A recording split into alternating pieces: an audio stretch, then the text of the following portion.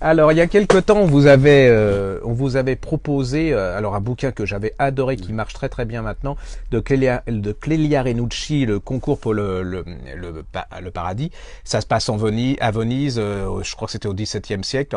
C'était la lutte acharnée pour obtenir une commande de deux peintres de génie qui étaient Véronèse et Tintoret.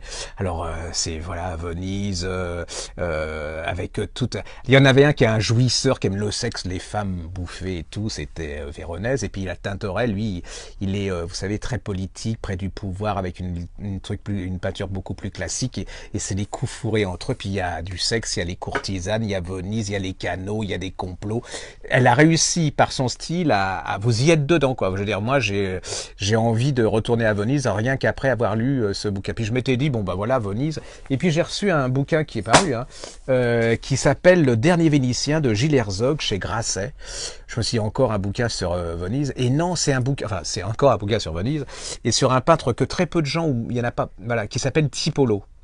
Alors Tiepolo, c'était le père. Il est super célèbre, hein, Tiepolo. C'est un... Qu'est-ce qu'il veut? Ah oui, il veut que je lui passe.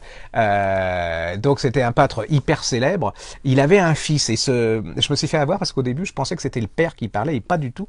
C'est le fils qui parle, et c'est bon, il est connu de spécialistes, hein, parce que tout le monde connaît le Tiepolo avec les petits anges, les choses comme ça. Il était assez baroque. C'est toute la peinture de Venise, vous savez, que vous voyez au tableau, avec beaucoup de roses, de bleus, de choses comme ça. Et là, c'est son fils, mais c'est plus du tout la même époque. On est 18e siècle, Napoléon a envahi Venise, et c'est la fin de Venise. Et là, il nous raconte ce que... alors, le principe, c'est que l'auteur a découvert le journal de ce fils de Tiepolo, et qui va raconter la fin de Venise. Et il va nous raconter, alors déjà, être le fils d'un grand peintre. Il va nous refaire découvrir qui était cet homme, qui était ce peintre, hein, qui a existé.